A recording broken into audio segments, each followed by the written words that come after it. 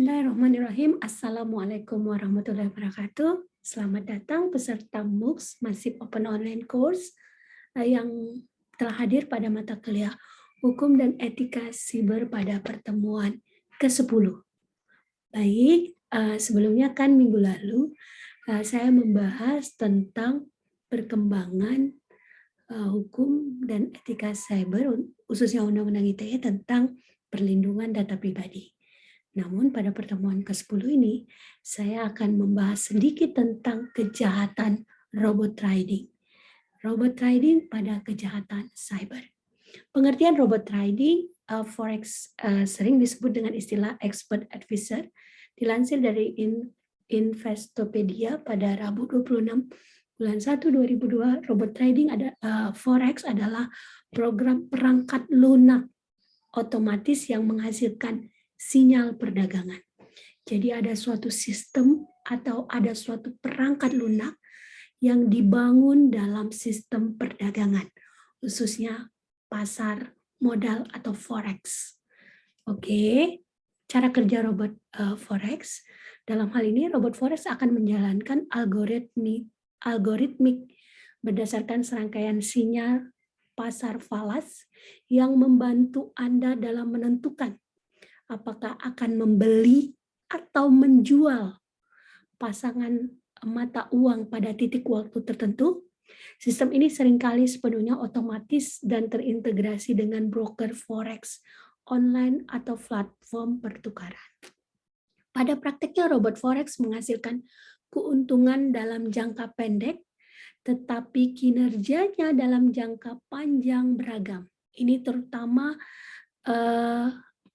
karena mereka yang otomatis bergerak dalam rentang tertentu dan mengikuti tren, akibatnya pergerakan harga yang tiba-tiba dapat menghapus keuntungan yang diperoleh dalam jangka pendek. Upaya pencegahan terhadap robot trading.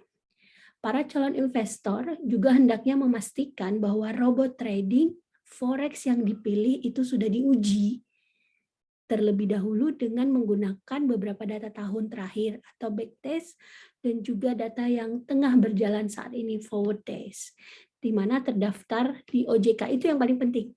Jadi robot trading forex-nya itu harus terdaftar di OJK, bukan ilegal. Itu yang harus dicatat, penting dalam proses robot trading. Ya, terdaftar di OJK dapat dinyatakan merupakan perusahaan yang legal.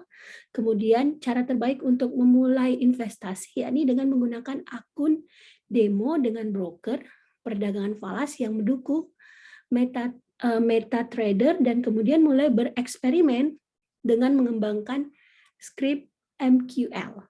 Setelah mengembangkan sistem yang berkinerja baik saat backtesting, trader harus menerapkan program pada perdagangan kertas untuk menguji keefektifan sistem di lingkungan langsung. Program yang tidak berhasil dapat diubah, sedangkan program yang berhasil dapat ditingkatkan dengan jumlah modal yang real yang semakin besar, sehingga dalam hal ini bisa meminimalisir kerugian. Ya, sebenarnya pada dasarnya setiap transaksi setiap perdagangan itu pasti menimbulkan rugi dan untung.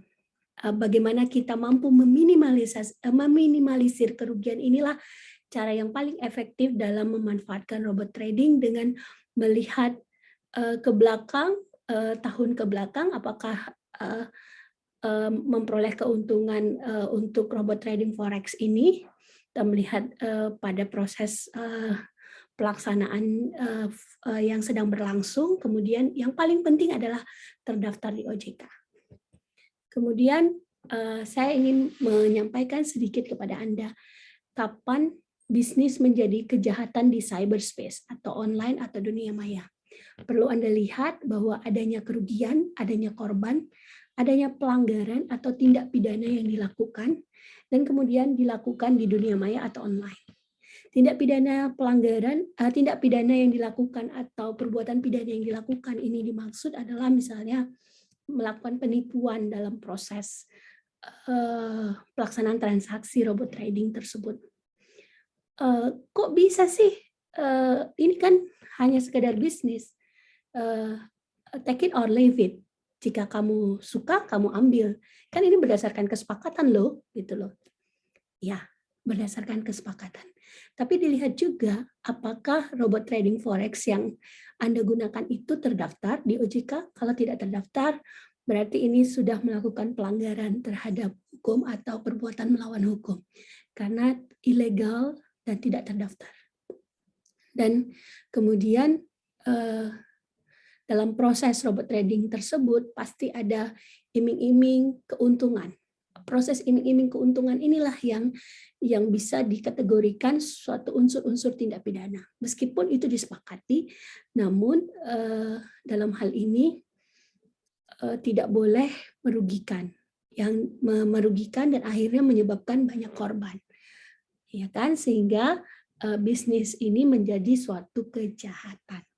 Demikian pertemuan ke-10 pada perkembangan Undang-Undang ITE, di mana Undang-Undang ITE itu tidak membahas secara detail terkait robot trading, ya, meskipun ada transaksi online yang dibahas dalam proses bagaimana suatu bisnis dalam proses transaksi karena berdasarkan atas kesepakatan, kemudian ada informasi timbal balik dari masing-masing pihak sehingga tidak terjadi kerugian di antara para pihak dalam suatu perjanjian.